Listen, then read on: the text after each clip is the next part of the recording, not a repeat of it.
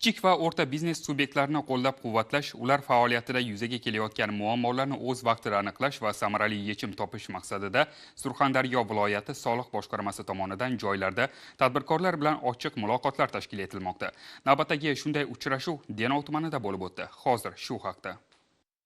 Mamlakatimizda tadbirkorlik subyektlarini har tomonlama qo'llab-quvvatlash, ularga zarur shart-sharoit yaratishga qaratilgan e'tibor natijasida tadbirkorlar soni kun sayin ortib bormoqda. Denov tumanida tashkil etilgan navbatdagi uchrashuvda soliq qonunchiligiga oid o'zgarishlar hamda xususiy sektor vakillarini qo'llab-quvvatlash va faoliyatlarini kengaytirishga ko'maklashish maqsadida taqdim etilayotgan soliq imtiyozlari to'g'risida atroflicha ma'lumotlar berildi. Ta'kidlash joizki, 2024-yilda Denov tumanida faoliyat yuritib kelayotgan 2688 ta korxona 98 milliard 790 million so'mlik soliq imtiyozlaridan foydalangan bo'lsa, joriy yilning birinchi choragida 1789 ta xo'jalik yurituvchi subyekt 25 milliard 384 million so'mlik soliq imtiyozlaridan foydalandi. Shuningdek, uchrashuvda joriy yilning o'tgan davri mobaynida Denov tumanida 14183 nafar fuqaro o'zini o'zi band qilib, jami o'zini o'zi band qilganlar soni 56570 nafarga yetganligi, 2025-yilning yanvar-aprel oylari mobaynida 38 nafar o'zini o'zi band qilgan shaxs o'z faoliyatini yiriklashtirib, tadbirkorlik subyekti sifatida davlat ro'yxatida o'tganligi ta'kidlandi. Bevosita muloqotda tadbirkorlarning soliq hisobotlarini topshirish, qo'shilgan qiymat solig'ini qaytarish, noturar obyektlarga soliq hisoblash kabi murojaatlari tinglanib, ijobiy hal etish choralari ko'rildi.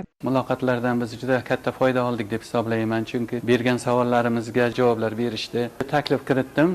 Taklifimda asosan kameral tekshiruvga aloqador edi. 2024-yilda kameral tekshiruvlar to'liq bo'lib o'tganligi sababli 2023 yoki 2022-yildagi kameral tekshiruvlar bizlarga kelmasligi taklif qilib, ular buni ko'rib chiqishni, takliflarni ijobiy javob berishlariga va'da berishdi. Tadbir davomida ishtirokchilarni qiziqtirgan barcha savollarga mutaxassislar tomonidan batafsil javoblar berildi.